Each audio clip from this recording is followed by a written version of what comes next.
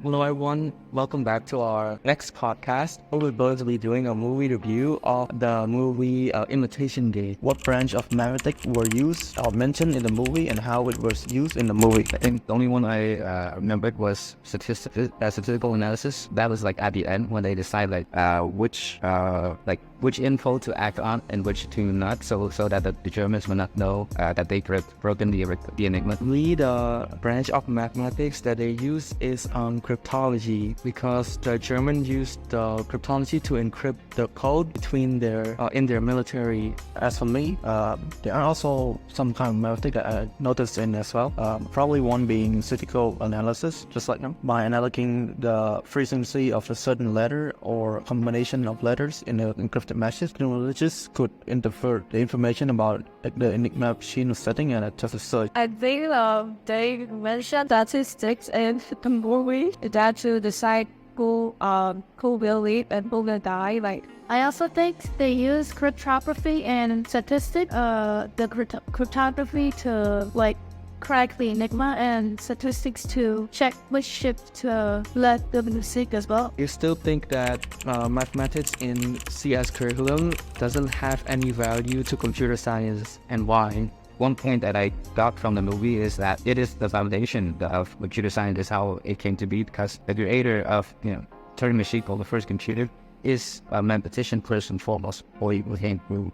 Yes, considered as the best computer scientist. I don't think that mathematics in the CS curriculum doesn't have any value anymore, but after seeing all these movies, I know just how important mathematics is to computer science. In order to solve programming problems, you need some form of math in there, like algorithms, sorting data.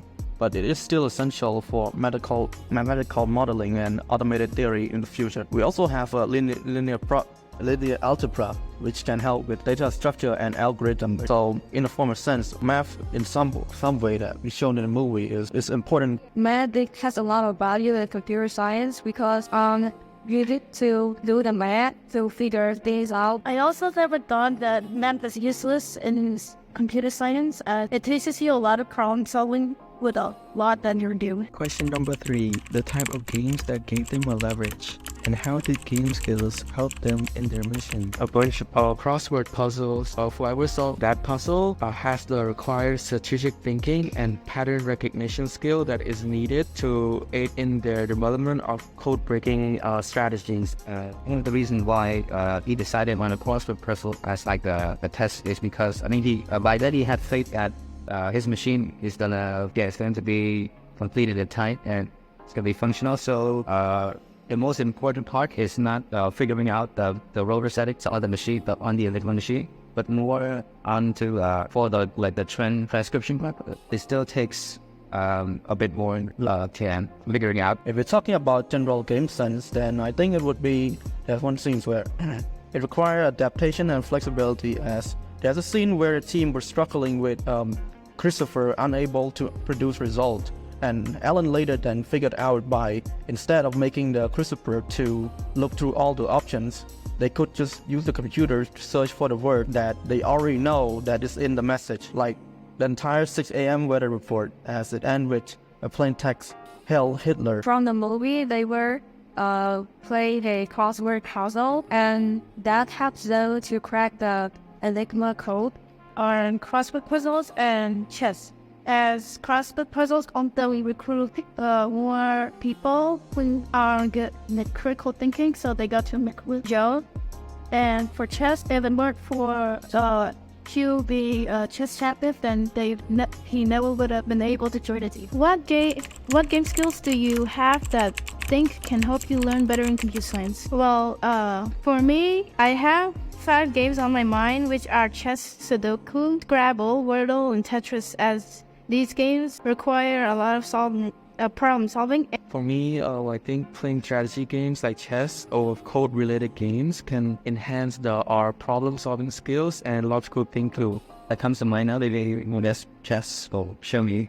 But that thing, though, the only part that kind of think most beneficial in computer science is the algorithm designing process. And for me, as a chess player, I think of course chess is one of the most crucial things that could help you learn in computer science? From what I have in my mind, I think it's chess because chess require a lot of thinking.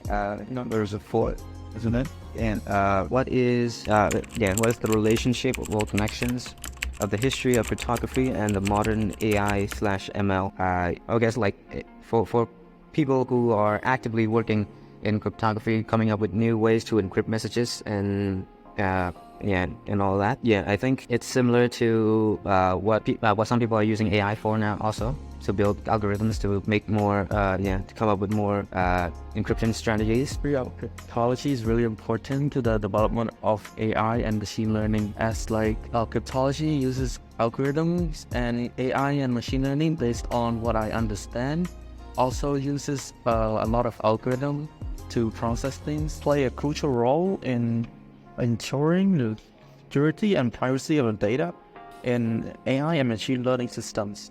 Like, They use similar method to understand and protect information, like the same algorithm, I think. They share ideas like finding patterns in data, creating complex algorithms, and making sure information is safe. Help break codes, like they can help generate patterns. The cryptography is how is Turing machine became the foundation of modern computers based on what you understand from the movie? It was a thought experiment by Alan Turing, which uses 1 and 0s and a long tape, and modern computers still utilizes that 1 and 0, which is the essence of the computer, the back end of getting in programming. Yeah, it led the way for for humans to communicate with computers. Yeah. Alan Turing was like a really smart inventor. He came up with an idea and called it the Turing machine. Later on, a lot of people use Turing's idea to make the first real computers, which are the one that we are using every day right now. can help create this concept. It's like making algorithms, making anything new program. Next question: how did the Turing machine become the foundation of other aspects in computer science, such as programming, cryptography, AI/ML, cybersecurity, and blockchain? I just made a connection in the cryptocurrency and cryptography, but it sounds similar. But It inspired the development of high-level language like C++ and Python. Cryptology, it develops cryptology protocols like encryption and decryption. For AI ML, Turing's concept inspired the development of new algorithms, encryption standards for blockchain technology. For programming, in a way, the Turing machine provides the theoretical understanding of developing the programming language. And in cryptography, it was designed specifically for cryptanalysis. And for machine learning, I guess in a way, because of the way its usage in algorithm, it can be correlated by how the machine can react to the data when approaching it from a different angle. It's help people create all sorts of amazing computer programs like games and apps. For cryptography, now your message into a secret code and then use the Turing machine. It stambles the message so only you and your friend can understand, keeping it safe from anyone else who might try to read it. So cybersecurity is like having Turing machine as your digital guard dog. Our ideas on machine learning and code breaking lay the groundwork for modern cryptographic techniques used in securing information and communications. The machine was built to save lives, but the knowledge it produced gave them the power to determine who lives and who dies. How can this statement be related to modern technologies? If I must be related to modern technology, it would be social media platforms.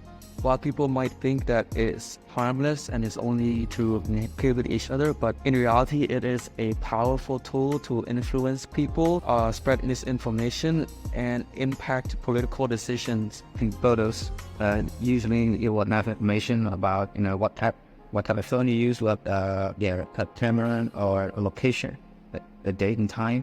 I think it's related a lot, as we live in the information age where info is crucial to determine one's victor. If we take cybersecurity for example, its existence is for people so that it could hide and secure their data. Influences the public opinion and decisions by either advertisements or propaganda. Your phone is like something very powerful and can be dangerous, such as, and when you download social medias and stuff in there, it's like you're giving them your information. Information is power, and the one who controls the way it controls the world. As a future computer scientist, how can you ensure that the future technologies will not be used for evil or the cause of human self-destruction? Legislating laws to ask the user if you're going to allow the website to use cookies on what. One, implement guidelines, ethical guidelines on how to use that information. Two is data privacy laws, how we keep that information and how we share the information. And then finally, the last one is transparency law. This shows everything, shows the public or people using the product. So to ensure that future tech won't be used for evil and cause of human self-destruction, we can hold them accountable, like putting up terms of service. So if they violate it, then we could just ban them or not allow them to use the software anymore somehow. I think education and awareness, like for example, tell them what they are using, can be good, but it will be also harmful to them, so they need to be careful with what they are doing.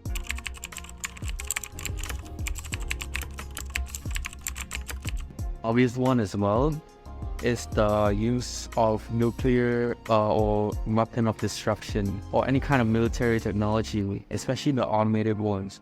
I don't know if you guys seen these videos where like there's this passenger airplane flying across this machine thing, and it like tracked the plane as it was going across, and the whole thing is completely automatic. So that is pretty scary, thinking that we're not really controlling that it can act by itself. That could really lead to dangerous outcomes. I feel like any technologies can be used purposely, misused, regardless of its intention to be good or not. The obvious one would be nukes, firearms, computers, phones, literally anything related to a form of technologies. Is that people created for wars, like drones. Like from what I've seen on YouTube, there was a drone flying over people, and then you just use it to shoot innocent people. So everyone also already mentioned AI and nuclear weapons, military weapons. I would also like to include like climate change tech, like things that contribute to pollution as our environment. It's getting hotter and hotter, and the ozone layer is getting more destroyed.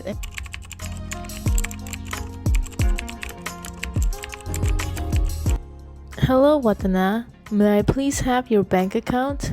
As I am very much in need of financial support, as I am not able to support myself at the moment. Would you please be such a friend and send me your money?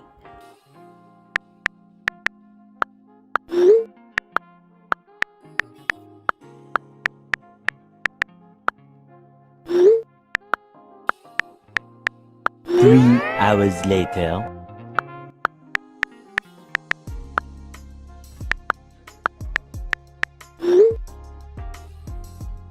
I never asked you for any money. I don't know what you're talking about.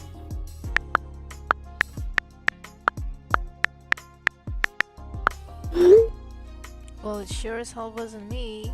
Wait, Telegram? I changed my number. I haven't used Telegram in a long time.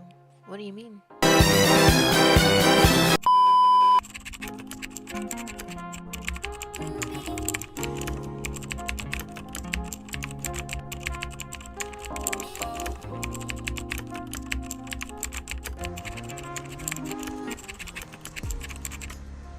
Hello, I've been doing great. I'm in a better place now.